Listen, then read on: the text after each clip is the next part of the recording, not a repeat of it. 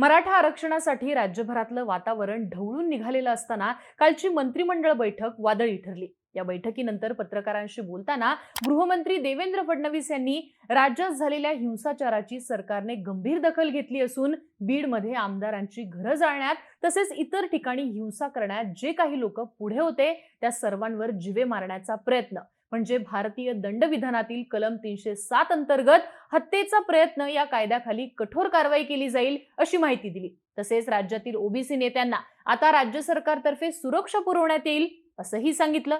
त्यानंतर काहीच काळात मनोज जरांगे पाटील यांची पत्रकार परिषद झाली, ज्यात त्यांनी महाराष्ट्रातील एक उपमुख्यमंत्री कलाकार आहे, दोन उपमुख्यमंत्र्यांपैकी एकाला काड्या करण्याची सवयच आहे असं म्हणत उपमुख्यमंत्री देवेंद्र फडणवीस यांच्यावर अप्रत्यक्षपणे टीका केली। तसंच यावेळी फडणवीसांचा एकेरी उल्लेख करत असताना जरांगेंनी काय करायचं ते करा, तुम्हाला वातावरण बिघडवायचं असेल तर तुम्ही पहा, तुम्ही किती ताकदीचे आहात आणि किती कलम 307 लावता तेच पाहायचंय असा इशारा सुद्धा दिला। थोड्याच काळात जालन्यात इंटरनेट सेवा बंद करण्यात आली। आमच्यासोबत दगाफटका करण्याचा उपमुख्यमंत्र्यांचा डाव असू शकतो असा आरोप त्यावेळी जरांगेंनी केला। खरं तर आजपर्यंत फडणवीसांवर जरांगेंनी थेटपणे टीका केली नव्हती, पण आता जरांगेंनी थेट फडणवीसांवर टीका करायला सुरुवात केली आहे। पण जरांगे थेट फडणवीसांशी आता का पंगा घेतायत? त्यांचा फडणवीसांवर एवढा राग नक्की काय, ज्यामुळे नेमकं काय चित्र तयार होतंय पाहूयात या व्हिडिओच्या माध्यमातून। नमस्कार, मी आरती आणि तुम्ही पाहताय बोल भिडू। फडणवीसांवर राग असण्याचं सगळ्यात मोठं कारण आहे ते म्हणजे 1 सप्टेंबरला आंदोलकांवर झालेला लाठी हल्ला। तुम्हाला आठवत असेल तर मराठा आरक्षणासाठी मनोज जरांगे यांचं उपोषण आणि आंदोलन हे 29 ऑगस्टला अंतरवली सराटी गावात सुरू झालेलं। पहिले 3 दिवस या उपोषणाची महाराष्ट्रात चर्चाही नव्हती, पण 1 सप्टेंबरला आंदोलनकर्त्यांवर पोलिसांनी लाठी हल्ला केला आणि हे आंदोलन महाराष्ट्रभर पोहोचलं। महिलांचे डोके फुटलेले व्हिडिओ हे समाज माध्यमांवर व्हायरल झाले। यानंतर त्याच रात्री फडणवीसांचा पहिला बाईट आलेला, तेव्हा पोलिसांना पाठीशी घालत फडणवीसांनी एक प्रकारे या लाठी हल्ल्याचं समर्थन केलं होतं। पोलिसांवर देखील हल्ला झाला असल्याचं त्यांच्याकडून सांगण्यात येत होतं, पण दुसऱ्या दिवशी राज्यभरातनं या लाठी हल्ल्याचा तीव्रपणे निषेध करण्यात आला। या लाठी हल्ल्या प्रकरणी गृहमंत्र्यांनीच पोलिसांना आदेश दिला असा आरोप फक्त आंदोलनकर्तेच नाही तर विरोधी पक्षातले नेते सुद्धा करायला लागले। राष्ट्रवादीचे अध्यक्ष शरद पवार यांनी तर राज्याच्या गृहमंत्र्यांच्या मनात काही घटकांबद्दलची जी भावना आहे ती पोलिसांच्या कृतीतनं व्यक्त होत असते आणि हे चित्र जालन्यात दिसलंय। यात पोलिसांना काय दोष द्यायचा? पोलिसांना वरच्या पातळीवरून अशा सूचना आल्या आणि त्यांनी कामगिरी केली, यामुळे पोलीस आणि तरुणांमध्ये कारण नसताना कटुता वाढली असं म्हणत याची संपूर्ण जबाबदारी राज्य सरकारची आणि गृह खात्याची आहे असं वक्तव्य केलं होतं।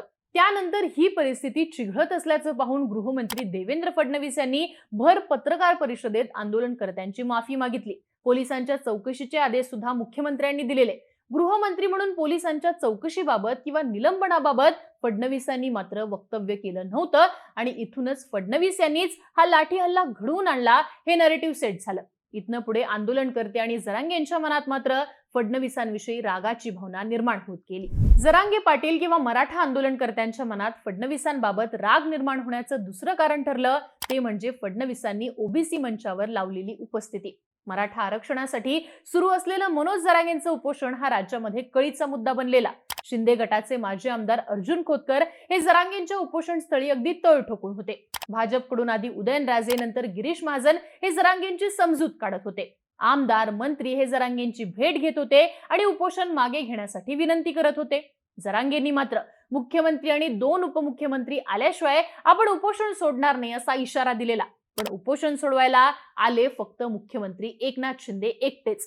अजित पवार आणि देवेंद्र फडणवीसांनी मराठा आरक्षणाच्या आंदोलनापासून स्वतःला पूर्णपणे अलिप्त ठेवलं। बरं, हे सगळं एकीकडे घडत असताना दुसरीकडे मराठ्यांना ओबीसीतनं आरक्षण देऊ नये यासाठी महाराष्ट्रात ओबीसी समाज आक्रमक झाला। ओबीसी समाजाने आंदोलन आणि उपोषणही केलं। त्या संदर्भात ओबीसी नेत्यांसोबतच्या बैठकीनंतर मात्र उपमुख्यमंत्री देवेंद्र फडणवीसांनी आंदोलन स्थळी जाऊन ओबीसी आंदोलनकर्त्यांना पाणी पाजलं आणि त्यांचं उपोषण सोडवलं। तसेच कुठल्याही परिस्थितीत ओबीसींचं आरक्षण कमी होणार नाही याची हमी सुद्धा उपोषणकर्त्यांना दिली।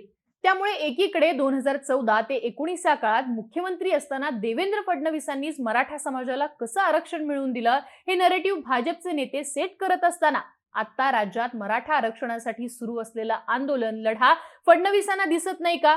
त्यांना फक्त त्यांची वोट बँक असलेल्या ओबीसी समाजाचाच पुळका आहे का असा प्रश्न आंदोलनकर्ते विचारायला लागले।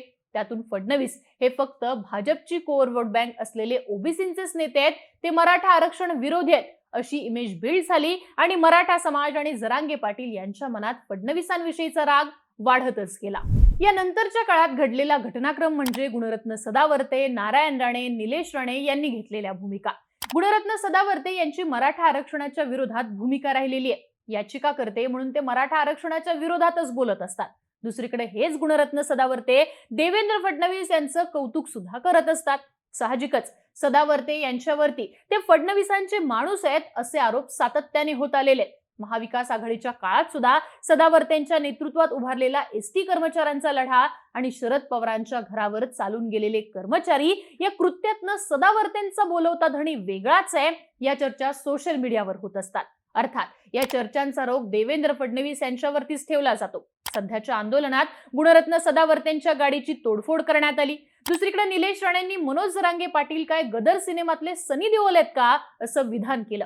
तर नारायण राणेंनी 96 कोळी मराठ्यांचा मुद्दा उपस्थित करत कुणबी दाखले देण्यास विरोध करायला सुरुवात केली.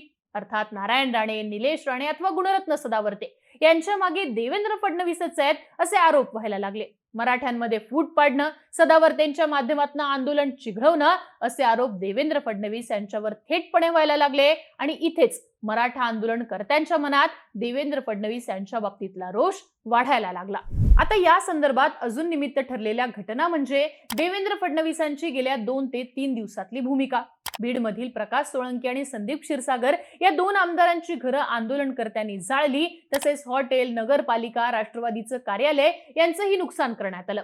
या संदर्भात पोलिसांनी आतापर्यंत 40 जणांना ताब्यात घेतलं असून 6 जणांवरती गुन्हे दाखल करण्यात आले अशी माहिती मिळतेय. बरं, हे सगळं घडत असताना उपमुख्यमंत्री आणि राज्याचे गृहमंत्री असणारे देवेंद्र फडणवीस हे महाराष्ट्रात नव्हते, तर छत्तीसगडच्या निवडणुकीत भाजपच्या प्रचारासाठी गेले होते. त्यामुळे त्यावरूनही फडणवीसांवर टीका झाली. त्यानंतर काल झालेल्या मंत्रिमंडळ बैठकीत महाराष्ट्रात जो हिंसाचार झाला त्या गुन्ह्यांची संबंधित लोकांवर कलम 307 अंतर्गत जीवे मारण्याचा प्रयत्न करण्याचा गुन्हा दाखल करण्यात येईल असं फडणवीसांनी सांगितलं. फडणवीसांच्या या विधानानंतर जरांगेंनी थेटपणे फडणवीसांवर टीका करायला सुरुवात केली आहे. अर्थात जरांगे पाटलांच्या या भूमिकेमुळे फडणवीसांना मराठा आंदोलकांच्या रोषाचा सामना करावा लागतोय. आता या सगळ्या घटनांमधून नेमकं कोणतं चित्र निर्माण होतंय? तर वास्तविक देवेंद्र फडणवीस जरांगे पाटलांच्या व्यासपीठावर जाणं टाळत असले तरी संपूर्ण मराठा समाज आपल्या राजकारणात वजा होणार नाही याची पुरेपूर काळजी सुद्धा घेताना दिसतात. त्यांच्या काळात मराठा समाजाला मिळालेलं आरक्षण, अण्णासाहेब आर्थिक विकास महामंडळ ते सारथी सारख्या संस्थेसाठी त्यांच्या कार्यकाळात झालेली मदत असे अनेक संदर्भ देऊन फडणवीसांनी मराठा समाजासाठी केलेल्या कार्याचा दाखला हा वारंवार दिला जातोय. अर्थात मराठा समाजाला आरक्षण मिळावं, मात्र ओबीसी समाजाच्या कोट्यातनं ते मिळू नये अशी थेट भूमिका फडणवीसांची असलेली दिसतीये.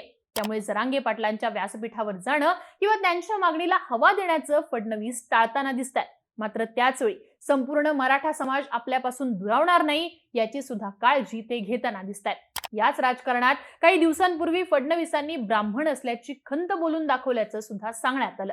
अर्थात ही झाली एक बाजू. दुसरी बाजू म्हणजे जरांगे पाटलांच्या आंदोलनामागे शरद पवारांचा हात असल्याचे आरोप देखील होत असतात.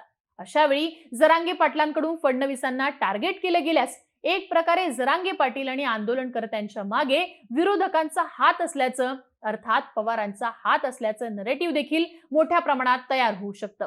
एक प्रकारे आंदोलनामागे राजकारण असल्याचं नरेटिव्ह तयार होणं हे मराठा आंदोलनाला डॅमेज करणारं ठरू शकतं. राहता राहिलं काल फडणवीसांनी केलेलं वक्तव्य, तर मराठा आंदोलन हिंसक होऊ न देणं हे गृहमंत्री म्हणून देवेंद्र फडणवीस यांची जबाबदारी असणार आहे. आंदोलनातल्या हिंसक घटनांचे संदर्भ देऊन सुप्रिया सुळेंनी निष्क्रिय गृहमंत्री म्हणत फडणवीसांनी राजीनामा द्यावा अशीही मागणी केली आहे. आणि दुसरीकडे गृहमंत्री या नात्याने फडणवीसांनी कठोर कारवाईचे आदेश दिल्यानंतर त्यांना मराठा समाजाचा रोषही सहन करावा लागलाय. त्यामुळे या सगळ्या संदर्भात आता देवेंद्र फडणवीस यांच्या संदर्भातला जो जरांगे पाटील आणि मराठा आंदोलकांचा राग आहे त्याविषयी तुम्हाला काय वाटतं? तुमच्या प्रतिक्रिया आम्हाला कमेंट बॉक्समध्ये लिहून नक्की कळवा आणि यांसारख्या माहितीपूर्ण व्हिडिओसाठी बोलबिडूच्या YouTube चॅनलला सबस्क्राईब करायला विसरू नका.